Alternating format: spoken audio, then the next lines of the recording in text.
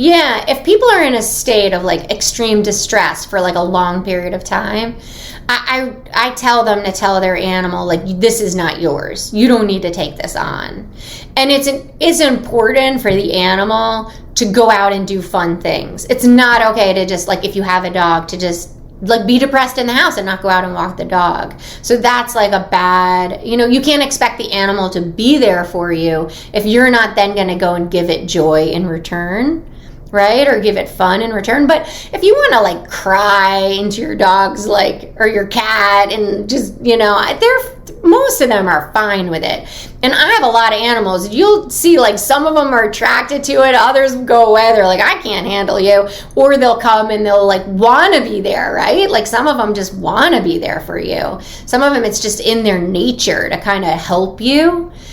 But it is very important to like be very clear with them. This is mine. It's not yours. You don't take it. And then make sure you go out and you're in the present moment with them and throw the ball or brush a cat or play with the cat or do something where you're in a present moment where they can have fun. It doesn't have to be a lot of time during the day, but each day, that's very, very important. I think if you do that each day, it's good for you and it's good for the pet. 2, 1, 0. Hello and welcome to Stellar Life Podcast. This is your host, Orion. Thank you for being here and welcome, welcome, welcome. You are in for a treat because today we're talking with a pet psychic. Yes, you heard me right. She's a pet psychic and she's actually incredible. She's one of the best of the best. And here's a little bit about her. Her name is Laura Stinchfield. She's the pet psychic, an internationally renowned pet psychic and people medium.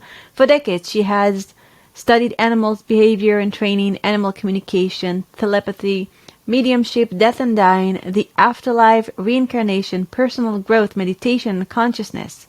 Laura is the voice of anyone who cannot speak for themselves. Her work is a source of knowledge and comfort to people and animals around the world. She's got 2 books. The first one is Voices of the Animals, a collection of insightful articles and stories that will change the way you view and treat animals. And the second one is Stormy's Words of Wisdom, an enlightened dog's profound insights on life. The meditation CD that she's got is called Pet Communication, Loss, and the Afterlife, meditation for connecting and communicating with your animal before and after death. So, I don't know, a lot of us had or have pets or are animal lovers, and it's nice to know that you can actually talk to them, communicate with them, and get messages, and trust your ability to do that. So, I spoke with Laura about her journey into finding that talent and trusting her abilities, and how you and I can communicate with our animals or even trust our communication with our animals, because it just makes the world better when you can. It makes your life better when you can talk to your pet, and it just makes everything better. And she's extraordinary. And one thing that she did in this session that is super freaking awesome is that she communicated with my lost or disappeared, now wild duckling. And yes, it was very interesting, and it was a good thing. It was good. So I'm sure you're gonna get a kick out of that, and I'm sure you're gonna enjoy it. This was a phenomenal conversation. I had a lot of fun, and I really hope that you will too.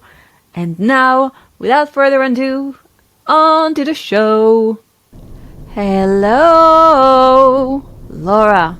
Welcome to Stellar Life Podcast. It's an honor and a pleasure, and it's so much fun having you here. Oh, it's an honor to be here. Thanks for having me. Yeah, thank you so much. So before we dive in, can you share a bit about how you discovered your passion to what you do? What was the journey like?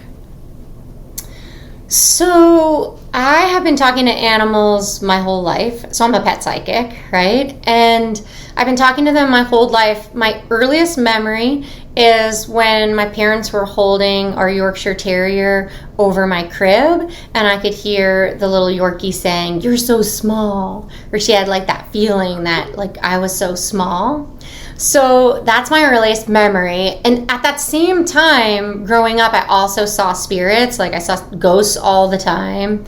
And my mom, growing up, was really into like fairies. And so she kept all of us kids sort of open to the natural world. So I was really lucky that way. And so I grew up on a, it's my dog, sorry about that. I grew up on a horse farm.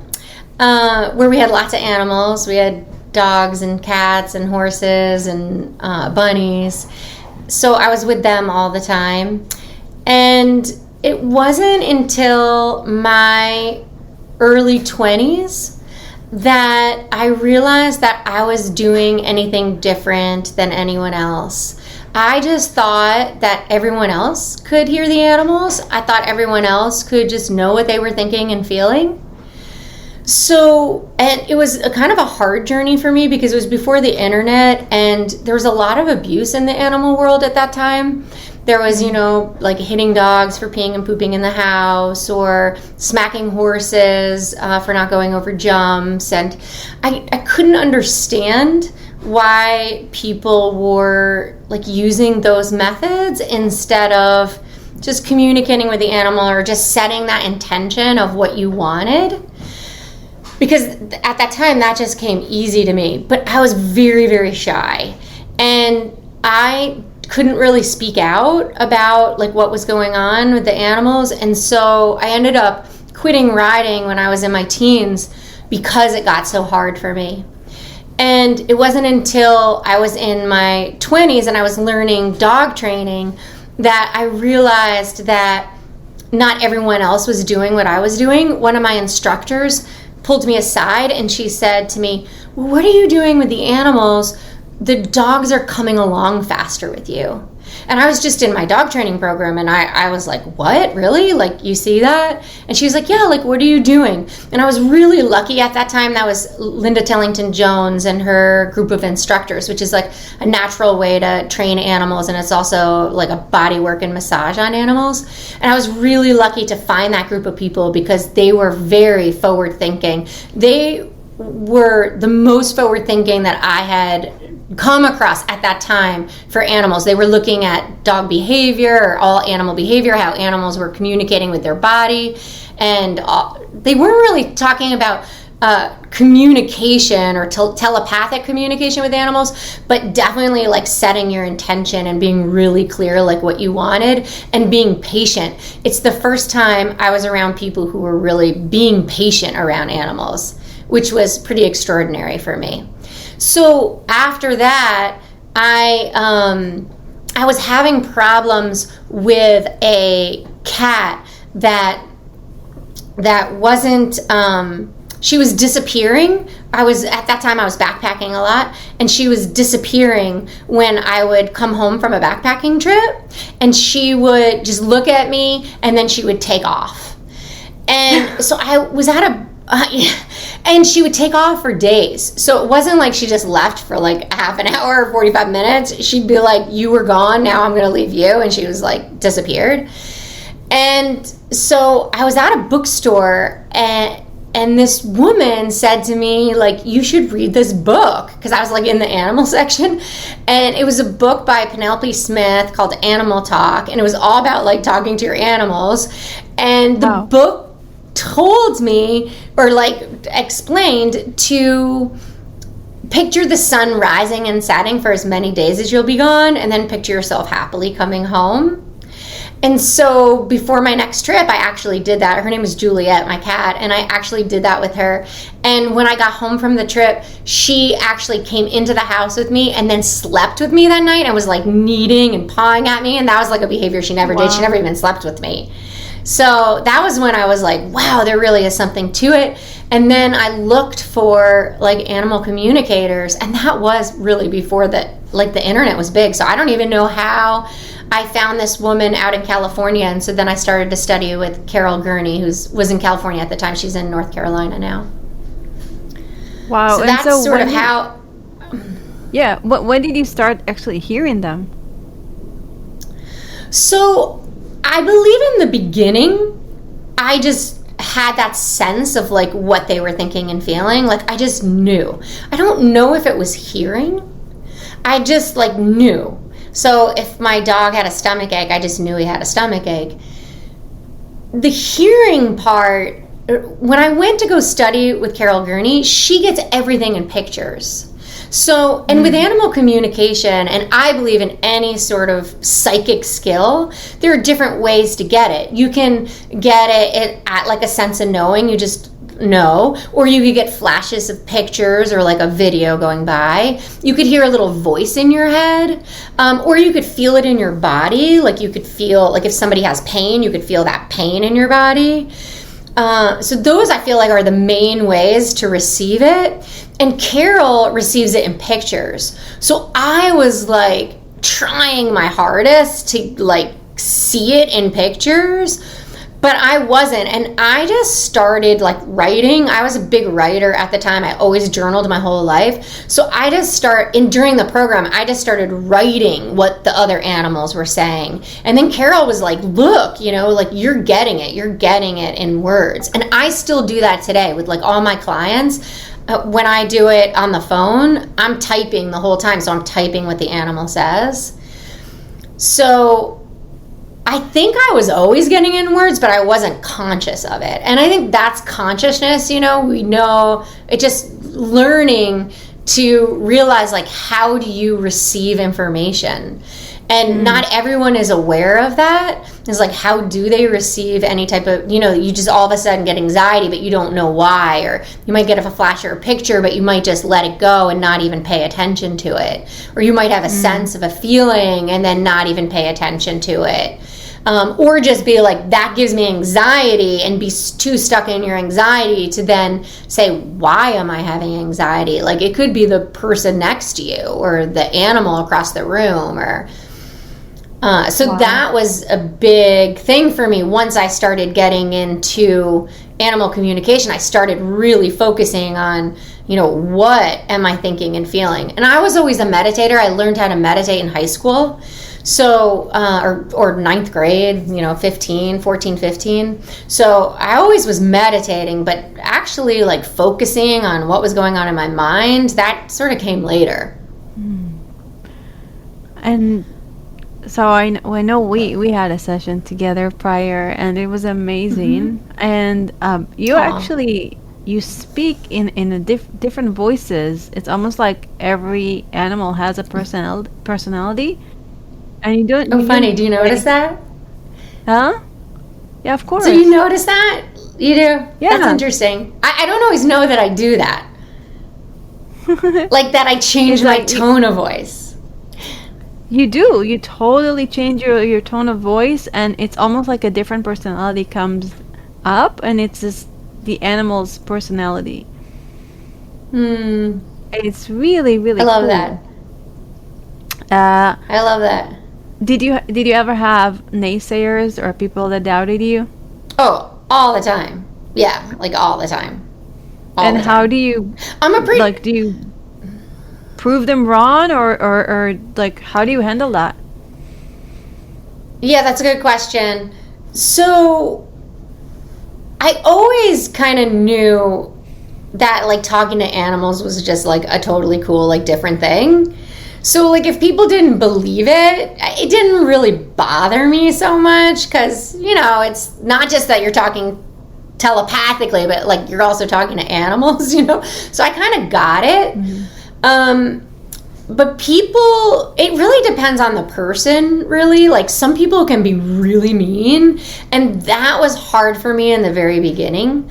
Like I had, you know, if I put a video out, or if I wrote a blog or wrote a newspaper article, you know, I had this one guy, this is kind of an interesting story. When I was writing a newspaper article for the Ojai Valley News Press, or the Ojai Valley Times in California, I had this guy that like hated me. He was like my like worst enemy, really. Like he wrote the nastiest things about me. And he said like really nasty things about me around town. It was kind of a small town. And he would always write in editorials about me and my articles. And it just would like, I hated it every time he had like an article in the paper about me. And one day I get this phone call from him, and he left me this message, and he's like, I just want to say that you've taught me so much, and I'm so sorry that I've been so mean to you over the years, and I just want you to know that like you've really like opened up my world to like what's out there, and I'm just sorry I've been so hard on you. And the crazy thing about that was he died like 2 weeks later. So I think there was something, that was like making him just like clean up, you know, like just clean stuff up. And I've seen that with other people, like before they die, not necessarily that they're conscious that they're going to die. They just kind of like clean things up, or like the veil gets thinner to the other side and they just become more open. But he really did teach me the lesson that, you know, you just meet people where they're at. Like, you know, he was just, you know, like kind of a mean man, but he turned into a nicer man. And so like all these people who are really nasty, maybe one day they'll be really nice. Who knows? And but so how did you learn to block it emotionally and like without it making you doubt yourself or feel like you have to hide? That comes with the skill. So like when you start like, and I think when you become a psychic, like some people say when you're like learning to be a psychic or you're learning like your mind, they say, I don't like those psychics that ask questions. But I don't believe in that. I think it's really important that psychics ask questions, because you have to figure out like what's coming from you and like what's coming from them. And it's like a dance back and forth sometimes to really figure out like what exactly is an animal or a spirit trying to say, or your intuition or an angel, whatever you want to concentrate at that moment. And so you kind of have to go back and forth with people. And the more I do that, the more I've learned, like, I know when I'm right on. Like, I know when I could be like, I don't know, like, maybe there's something, like, maybe there's, like, this missing thing that we just haven't figured out yet. And the person just needs to think about it more, and it will make sense to them. I mean, the main thing is psychics are not all-knowing, and people put that on us all the time. They think we're supposed to be all-knowing, but that's impossible. So the more I know my own skill and when I'm right, if someone says to me, no, you're off, that's wrong, I say, maybe it will make sense later, because I know I'm right. So I do think that just comes in time. But also, like, when it comes in like an email, or like every now and then, like I'll get a crazy person emailing me, or like it comes in like a YouTube comment, I just delete them. Like I don't even spend time like actually reading them, because to me, if you feel okay to like spout negativity out on something, like that's not a conversation. So to me, that's like someone rageful screaming at me. You don't need to listen to that, so I just delete it. Yeah, that's a good thing to do. And how do you... But I will... Yeah, how do you make the difference between your own thoughts to communication? What do you mean? Like, my own thoughts to... Yeah, does it ever blend where like an idea is coming from you rather than from the channeling? Yeah, definitely. That's why I personally like to know who I'm talking to. That's why I ask her a picture. The eyes are like the phone number for me. So I'm going right to that spirit or that being. I personally don't like just opening it up to see whoever comes. Not to say that like someone's grandma won't come in during a session or like something like that. Well, that happens all the time, but I don't like to just, I think that's kind of scary. I think there are a lot of spirits out there that are very tricky. They'll pretend to be someone else. And it's really, really hard to know the difference. I mean, and I know from my own experience with that, like just even like telepathy with like people cross space, or, you know, I've pretty much have like played around with it all, you know, just in my, you know, growing up and being a teenager and being in my 20s and 30s, you know, I did all sorts of weird, crazy things. But it is really, really difficult. Really difficult. And that's why I say too, like, I know a lot of gurus or like spiritual teachers out there that talk telepathy to their like students or their followers, and I think that's bad business. I think that's bad, like bad integrity, because I feel like then that makes the students believe that guru could talk to them at any time, and that person wants that to happen, and then that allows another spirit to come in and trick them and pretend to be a guru or a spiritual teacher. And I've seen that a lot. I've actually seen that a lot with people who are following I can someone. open a whole like set of questions just around that, but Yeah. I want to ask you, and before we so many questions. Before we go into maybe how to improve our psychic abilities and what can everyone is listening and they have a pet can kind of do with them, some basic stuff, I want to ask you, from your experience with pets in general, what do they think about humans? Like, how do they perceive humanity? Well, I mean, you know, pets are thought of as like the unconditional love, you know. They do love us, but they're way more complex than we actually think they are. Like they know, they almost know more. Like if you have a stable animal, right? Like a really sort of healthy animal, like healthy in mind and healthy in spirit, they sometimes know more about what's good for us than we do. Like they see how we sort of light up when we do something or when we think of something, and then when we're not doing that, they don't understand why that we're not. So for instance, like let's say there's a woman who loves to paint, right? And the animals see that they just light up when they paint, but then the woman's not painting and she's depressed, and the animals are like, why aren't you painting? You know? And I think that is like, to them, it's so a matter of fact. Like, just go to joy, like move to joy. And for us humans, it's almost like harder for us to just move towards joy, if that makes sense. Yeah, so, they're complicated. But we are complicating things. Yeah.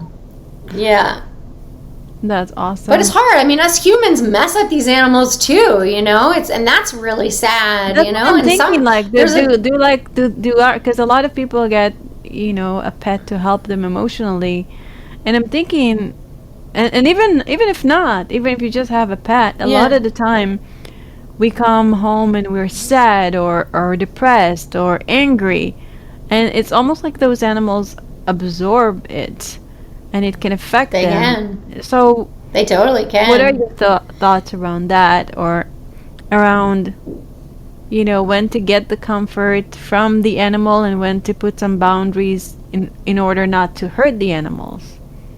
So if people are in a state of if people are in a state of like extreme distress for like a long period of time, I tell them to tell their animal, like, this is not yours. You don't need to take this on.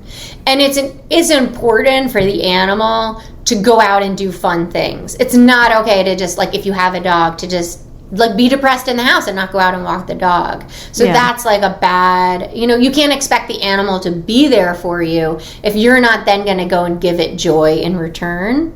right? Or give it fun in return. But if you want to like cry into your dog's like, or your cat and just, most of them are fine with it. And I have a lot of animals. You'll see like some of them are attracted to it. Others go away. They're like, I can't handle you. Or they'll come and they'll like want to be there, right? Like some of them just want to be there for you. Some of them, it's just in their nature to kind of help you. But it is very important to like be very clear with them. This is mine. It's not yours. You don't take it. And then make sure you go out and you're in the present moment with them and throw the ball or brush a cat or play with the cat or do something where you're in a present moment where they can have fun. It doesn't have to be a lot of time during the day, but each day, that's very, very important. I think if you do that each day, it's good for you and it's good for the pet. Yeah, and I did. I think it's true for little kids too, because I had a session where I was working with a coach who's also a psychic, and we had to communicate to my son that like my stuff or partner stuff, like it's not his, so he won't take it on, because I feel like little kids are so open, just like animals, and they really absorb that. So it's good to, on a spiritual level, to tell them this is not yours, so please don't take it. We're fine. We're adults. Yeah. We'll handle our stuff. Yeah. I always say too to like go back to the heart. Like if you're feeling stressed, to like feel your heart. I think if you just can keep like training yourself to go back to the heart, then there's so much power in that's gonna help. Like I help the kids too, if you can say just go back to your breath and breathe into the heart, kind of like clears it out, like kind of washes it away. Yeah. How many animals do you have? What animals do you have? I have 5 dogs, a cat, a macaw, and a horse. Wow, that's so cool. And you speak to all of them? Yeah, of course. That's amazing. Can you convince a They're pet fun. to do what you want? Yeah, so many ways, like you can. Like it's so cool. It's like sometimes I'll talk to an animal and they'll just like peeing outside the litter box or pooping outside the litter box is a big one, right? So sometimes I just tell them not to fight with each other and they just stop. And other times, like it needs more work. Like my German Shepherd who chases deer, I don't know if I'm ever going to convince him that that's not a good thing to do. It's way too much fun. Yeah, I really love German Shepherds. I remember when I was a kid, we had the neighbors had a German Shepherd, and she had a little puppy, and I loved that dog so much. I really loved that dog. I feel like my animal communication skills are being really showing up to me, especially last year with blue crabs or a random cat, like where like I can hear things or see things or talk to the animals, and all of a sudden they do stuff. Nice. Just a simple example. So they're showing you that they hear you. Yeah, they're giving and you I still feedback don't that trust they hear you. Yeah, but I still don't. I'm like, it's so random, and it's not with any animal, and it's very a lot of times just like, nah, it didn't just happen. No, it didn't. But then like it happens again and again. I'm like, okay, maybe there is something to it. So if I want to improve my skills with animal communication, like or somebody who's listening and they have a cat and a dog and they want them to feel them better, how do you do that? I know like this is like it's a whole thing to study, but some basic things that can help on a daily basis. Yeah, well, the first thing is to not always expect to like see something in the animal to convince you that they've heard you. Like asking a cat to like come here if you hear me, or even the animals like looking straight at you. So animals have calming signals where it's a body language to calm themselves. And in the animal world, it's very unnatural to give long eye contact. And so animals are constantly looking and looking away. Not to say that an animal can't look lovingly into your eyes, but people are like expecting their animal to be like staring at them when they're talking to them, and that's just not going to happen. So you can kind of just like let that go. To send it, the main thing is to picture everything that you're saying. And if you can't picture it, because some people have a hard time visualizing, just make sure your words are very clear. So for instance, let's say you're trying to tell a dog not to jump. You want to say, keep all fours on the ground and stay away from don't jump, right? Because if you say keep all fours on the ground, yeah, you're picturing the all fours on the ground. If you say don't jump, you're thinking about that energy of jumping, you're feeling that energy of jumping, and you're seeing that animal actually like leaping. So it's much better to phrase it and to be just really clear on what you want. And then to get it back, really, it's about training yourself. Like I was saying before, like start knowing your own mind. So just start watching, like, what are you thinking and feeling in any given moment? Like just check in with yourself. Like you're in the line at the grocery store, you're walking out in nature, you're cooking, or you're talking to a friend. Just start paying attention. Like, what am I thinking? Like, what am I feeling? And what am I seeing in my head? If you can start breaking that down, you're going to start knowing like how you think and feel, and you're going to know much better when something else pops in. So when something else pops into your head. Now, sometimes I'm talking to an animal and it's like crazy clear. Like I'm seeing pictures, like it's loud and it's like so clear. Other times it's almost like the volume is turned down really low and I can still hear it, but the volume is low. And sometimes it's just because the animal is not used to sending information. Right? And so sometimes it takes them time to think. So people are waiting. They're like, okay, they just asked their animal a question and then they're waiting, right? But they give up before their animal has time to even think about it because the animal's thinking, oh my gosh, she's talking to me and she's expecting me to respond. Like, what did she say again?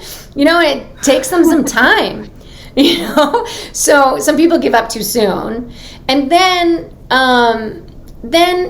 people, you just have to kind of, it's so easy and yet so difficult because your ego gets in the way, but you have to just go empty. You just have to like go be an empty vessel and just see what happens and just be still. People by nature are uncomfortable with just being still. They're uncomfortable with not saying anything or not doing anything. So you just have to learn, okay, can I just learn to be still? Like that's another thing you just have to practice. You know, can I be still? And then I want to back up here for a second. This is a time where when you ask me that question about like how do I deal with like naysayers or like people who don't believe? If I'm talking to a client who is like in the beginning of the session says something like, you better tell me something that I know. I have to be proven. Like you have to prove, you better convince me that that it's you or that it's my animal, or if there's somebody else in the room that's like, so like, oh, I don't like this is not okay, or like, I don't like this person, or like somebody else, that energy towards me just naturally makes me want to close up. Yeah, for sure. Or like I think any psychic who's trying to do the right thing, whether they're a beginner or they're a professional, we want people to know what we're talking about. We want these ahas to happen. But if you kind of declare it and like kind of throw it at me, I have this, and I can't speak for other psychics, but I personally have this little voice in my head that's like, oh God, I hope this is a good session. I hope I can hear this well. And that restricts me from being totally open. because I've Yeah. got this other voice that's like, I hope I do a good job, you know, and that's pushing when I need to just relax. Yeah. And so I learn how to do it, but I notice I still give those people a good session, and sometimes they're really still blown away. But I notice the people, when I have a client who's just like, if they're either like, I know how to talk to a psychic, whatever, you know, or they're like, I don't know how this goes, but, you know, let's see, you know, they're not convinced either way, but they're like open, the session's always much better. Just is. For sure. So, yeah, So it's hard. Yeah. So in my last session with you, as we were, so I live on a lake, and we have some Muscovy ducks in the backyard, and one of them had a little tiny duckling. It was like 2 weeks old, really tiny. It fits in the palm of my hand. And then she disappeared, and he was running around the backyard. I like almost zero chances to survive. And I was chasing him for a day and a half. Climbed the tree, finally captured him. It was almost like an obsession. Like, I need this duckling to live. I was like, I want to keep him alive. So we took him in, and he was in the house. It's not easy to have a duckling in the house at all. It's easy when they're tiny, but then they grow bigger. And then finally, when and then when he started to fly, I started releasing him in the backyard, but keeping him inside at night. Yeah. And we had to go on some kind of a conference, and we left him at our neighbor. And the first night I brought him there, and then she couldn't capture him, and apparently she just let him sleep for 5 nights outside. And I saw that he was like being okay with the other. The father and the mother tried to attack him, almost kill him when I tried to introduce them. Yeah. But when he grew a little bit, all of a sudden it was a part of the pack, very much low on the pack order, but it was kind of like a part of them. But then the father got really jealous, and the father name is Pepe, and he was trying to kick him out. And it was always like, I can't really feed Coco because Pepe is here. It was really stressful in the backyard. Yeah. And then there was 4th of July, and all the fireworks really scared him. So he was away for 2 days, and I was scared, but I felt like he was okay. And then he came back for a day, and I was like, oh, Coco, and I gave him his dandelion that he likes so much and everything. Yeah. But then my neighbor brought a dog, and then he disappeared, and we haven't seen him since. Oh no. So I wanted to know if you were willing to do some communication with Coco and see what's up with him.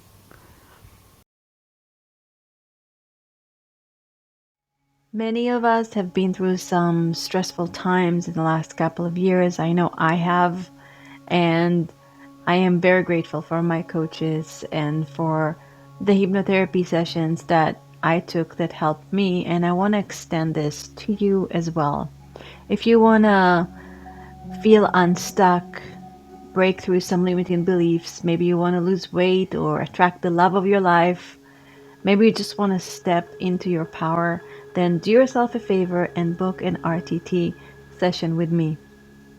RTT stands for Rapid Transformation Therapy, and it is indeed very rapid. Most people get their breakthroughs within 1 to 3 sessions, and then they just step into the person they want to be, and they change their lives, they change their health, they change their identity. I love you, I'm here for you, and I want to help you. And as my podcast listener, you are getting 25% off your first RTT session. Woo-hoo! So go to speakwithorion.com and book a 15-minute call with me, speakwithorion.com, and we'll take it from there. And now back to the show.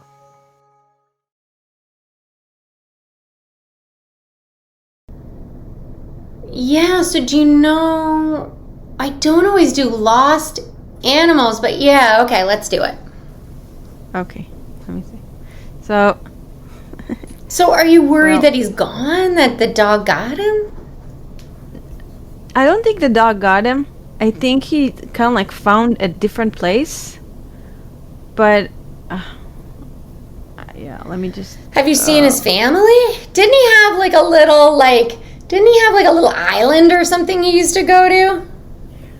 We don't know that he went to the island. He used to actually go onto the left side, not to the island in the middle of the lake. He would go somewhere else. It's really funny. We have this dock, and they're waiting like you wait like airplanes waiting in the airport. They're waiting every night, and then they fly. So I don't know where he is. Here is his photo, little Coco. But do you see him there or no? No, he's not. He's not here. I mean, can you see? He's not with them. He's not with the... Yeah. No, he kinda just see. disappeared, never came back. It's been, I don't know, 3 weeks now. Oh. Yeah. Do you mind if I pull it up on my computer, because I can't really see that? Do you mind? Oh, okay, sure. So, you took a screenshot, or do you want me to send it to you? No, I think I have a picture of him in your file. Okay. Yeah, I do. I do. It's cute. Yeah, he's so cute. Okay. Oh. Okay, let me get him.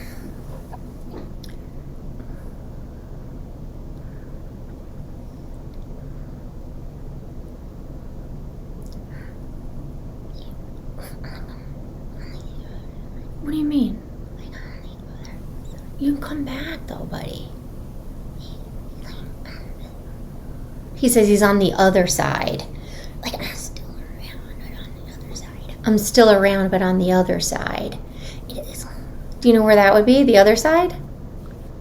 I think he's somewhere on the other side of the lake. It's a small lake. Oh, do you mean like the other side of the lake, or do you mean like on the other side of like that little island, or like the little, like the land? It's like the other side of the lake. It is like I'm scared because they couldn't run ahead and they were. Oh, he says he's like, I want to come back, but I'm scared because I couldn't run fast and take off fast. So what did the dog... Oh. It sounds like the dog chased him. Yeah, the dog chased him, almost got him. Yeah, I saw that. I think he got his like little feathers, like the tail feathers. Oh, maybe, because I saw it's a big chocolate lab, and he was all of a sudden, all the ducks, and we have so many birds in the And backyard. that's what chocolate labs are bred to do, really, is go after ducks, like duck hunting. Oh, I did not know So that. what but do it's I- good to know. What do I tell him? So do I tell him that... Well, you can tell him Is it that safe the for him to come chocolate back? lab- I just want to make sure. Yeah, because the chocolate lab is gonna be gone. I think next week is gonna be gone because he's going back home with the family that brought him. So next week is so what gonna, the but family we're was not just gonna had him be for a here. little while? Yeah, but we're not gonna be here for 2 weeks. But he can come back because the dog is not gonna be Oh. here next week. So, Coco, honey, next week, like maybe 7 nights, like maybe around 7 nights, the dog is gonna be gone. The dog is gonna go, but your mom and dad, your family's gonna be going on vacation for like 14 nights, right?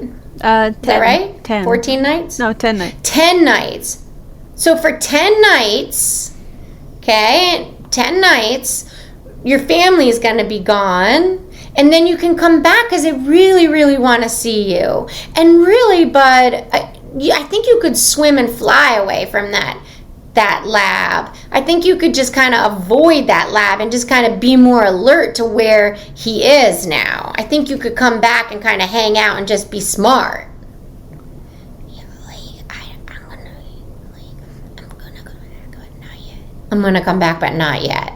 Okay, well, 10 nights. Come back in 10, 11 nights. They would love to see you when they're on their way home. I'm going to tell them to let you know when they're on their way home. They're going to talk to you and tell you when they're coming back. All right? And then you could, because they miss you. Yeah, and it's not as fun here. It's not as fun where you are? How come? Because it's lonely. Because it's lonely. Oh, Poor little guy. I think he has other ducks, though. There are other ducks, though. Right? You got other ducks, right? Yeah, like 3 others. 3 others? Does that mean that you have a mate? Because you didn't have a mate before, right? it didn't. It's still. Well, I think he's going to be a mature He says my duck friend is with me. in a month or 2. Well, maybe Julie's with him. 'Cause Oh. Is Julie with you, honey? Okay, well, at least you got Julie. Yeah, and no danger in 2 weeks. It's no danger in 2 weeks. That's right, honey. He's like, no danger in 2 weeks. Poor little guy. yeah. I saw the chocolate lab chasing him, and then he never came back. So it's spot on. Woo! That's good to know. I had a sense that he's still somewhere, but it's still very, That very he's still hard. out there. Yeah, I had a sense that he's still out there, because last time when we had a stray dog. Oh, okay. So I'm gonna tell you that you're gonna appreciate that. I think I shared that story in a different episode, but we had like Bibu, the stray cat, that came and we fed him, Yeah. and then disappeared for 5 days. Yeah. And then on a Yeah. Thursday night, I'm thinking to myself, "Oh God, where is that cat? Like, I wanna know what's going on." And I hear in my head, "I am dying." And then I see an image of a cat that ran by a car. Like I see the carcass. It was like 2 a.m. and I was like, Oh. "Fuck! I don't want to Yeah. see those things. This is scary. Yeah. What are those thoughts? My God, cancel." Yeah. And then on a Saturday morning, we just go on a walk in the neighborhood, and my husband wants to turn left, and I'm like, no, let's turn right, because that's where a lot of feral cats are, and kind of like where I saw the vision that I saw. Yeah. And we go there, and we see a feather, and Stefan is like, oh, it's somebody communicating, maybe it's your grandma. And I was like, no, it's not my grandma. Aw. But okay, we kept going home, and then Stefan looks back, and he shows me, he's like, keep David's face. I don't want to say that. Please edit it out, because I don't want to say Yeah. my son's name here. Yeah. So Stefan is turning around, and he sees what I saw in my vision, and he shows me that. Oh. And that was pretty sad, but like I was like, wow, I've never ever saw such clear vision or heard that. And when I was processing that, I was told that this was like his way to say thank you, that he communicated that. Yeah. With yeah, so but with Coco, And he wanted you to know, Yeah. like, what happened to him. He wanted you to know. yes, and with Coco, it was like Yeah. I didn't feel like he's not here. Nothing like that came up. Yeah. Yeah, and that's good. So good to know. Can I ask you another question? Yeah. Is he afraid of Pepe? Oh, yeah. Does Pepe Are come you out? afraid of your... Yeah, are you afraid of your dad? What's the story with that, honey? What's going on with your dad? He can be a bully, For sure. but you can kick. Yeah, I can kick. You can kick. Yeah, you can. Yeah, kick him. If he gets on top of you, kick him. Well, that's not very nice that he gets on top of you.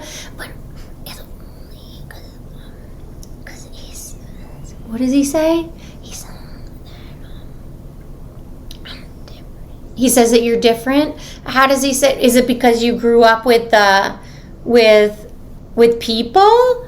But No, he's I think differently. he says you think differently. Yeah, he's always thinking. He says you're always thinking. Oh, Well, what's wrong with that? Say I'm an intellectual.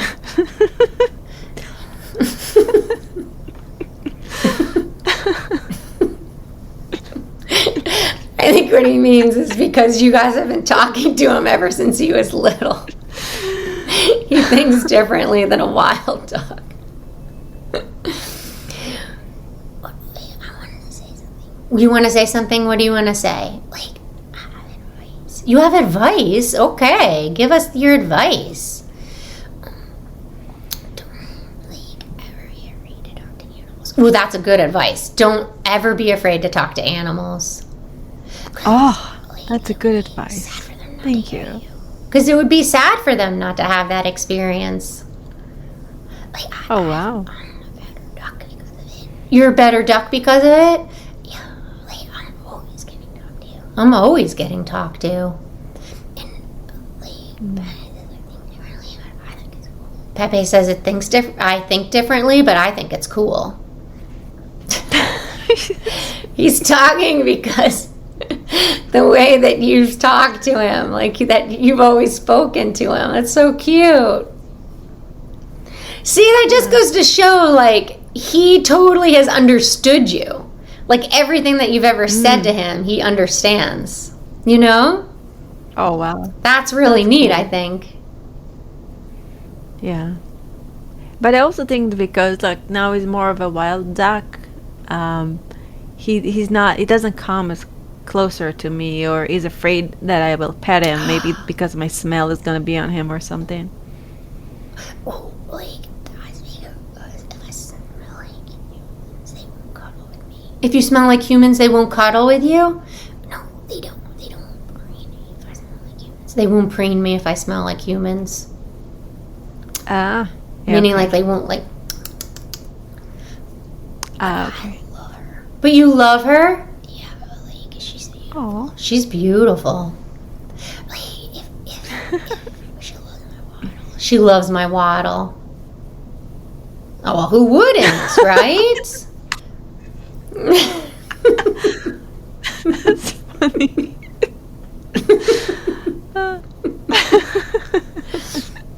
He's so cute. Oh my goodness. You want to say something else? What else do you want to say? You talkative today. You know, I'm glad I wasn't forgotten. You're glad you weren't forgotten. Of course you weren't forgotten. You're part of the family. Yeah. You know what? It's like sometimes it gets like a little crazy here. It gets a little crazy there. Why? Like there's a lot of motors. There's a lot of motors. Are there boats on the water? No, we have constructions, and sometimes there is somebody who's mowing the lawn.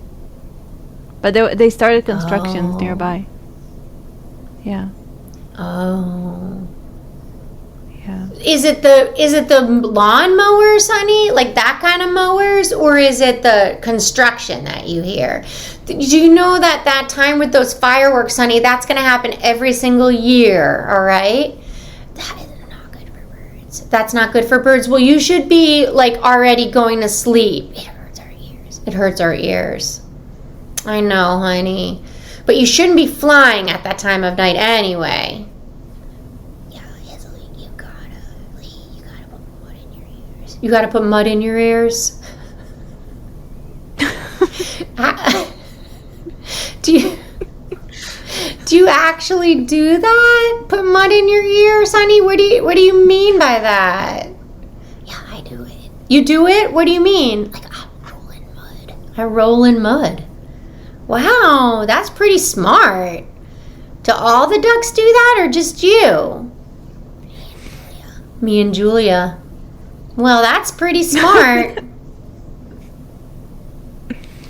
How funny Oh, is that's so that? funny.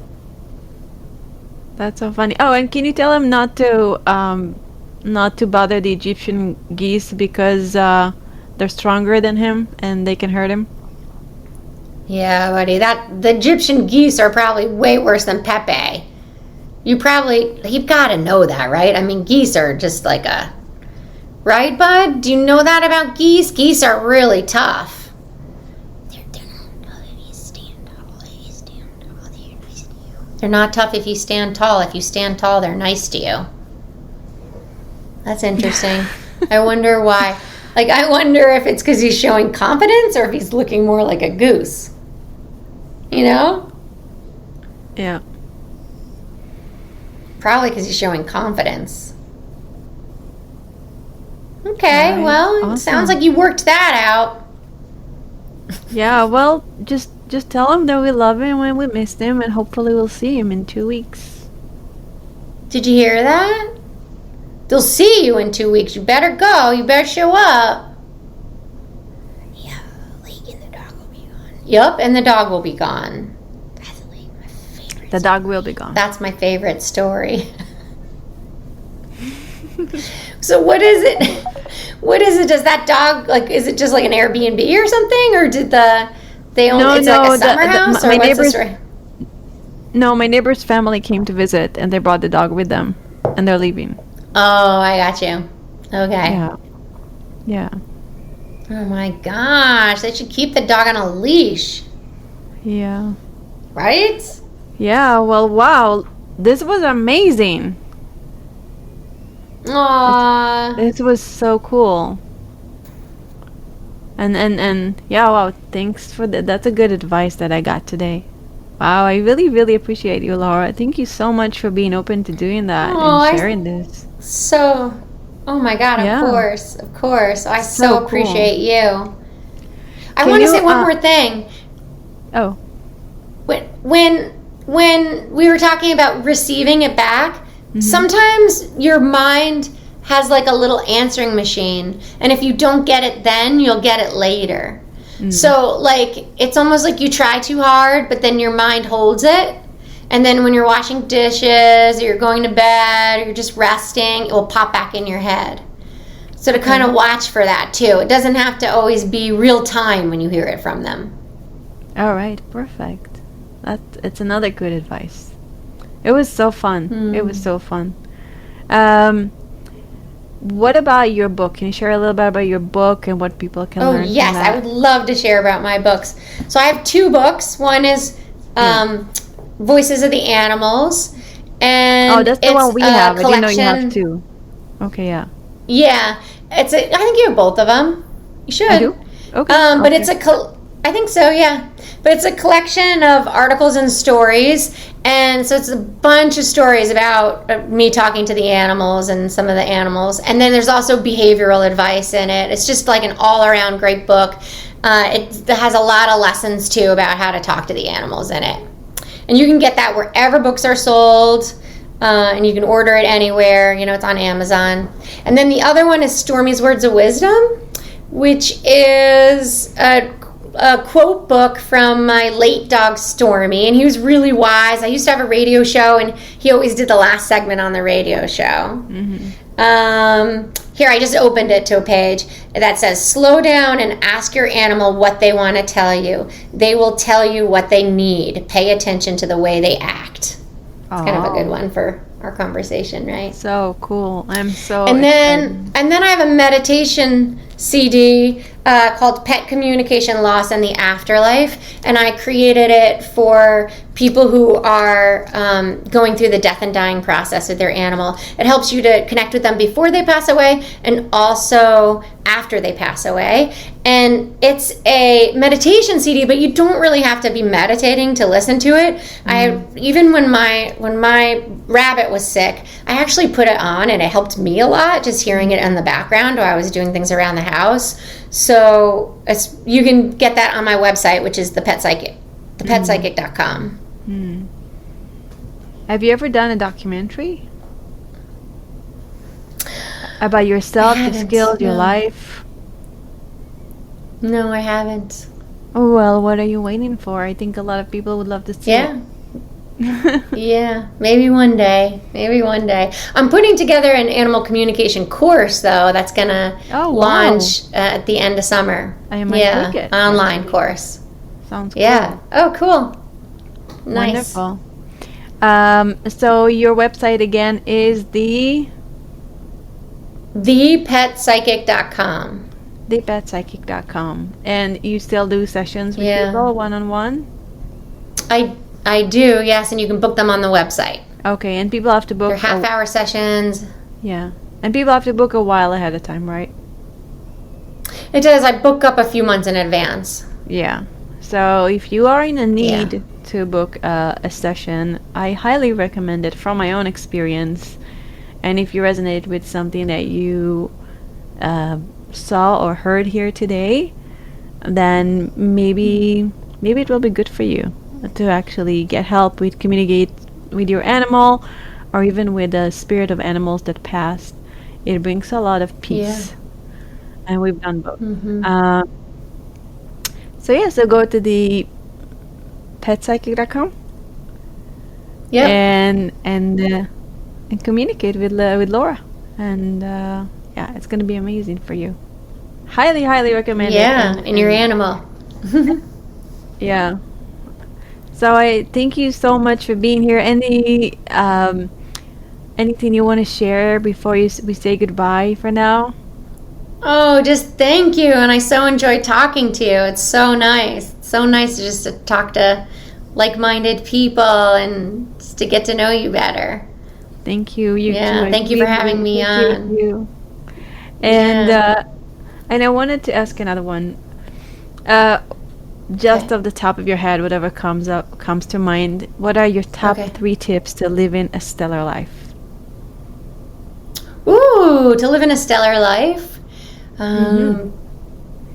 It's to every morning wake up with passion and think about what you want to create for the day. Always look for joy wherever you are, and if you don't see joy, create it. And talk to the animals, of course. Yeah. I love it. Yeah. Thank you so much. And center in your heart. There's so many, right? Like, be in your heart. Yeah. You're a That's giver. #1. You gave us an extra one. Yeah. Thank you so much, Laura. And thank you so much, listeners. Remember to center your heart. Wake up every day with passion and talk to your animals. And have a stellar life. This is Orion. Till next time.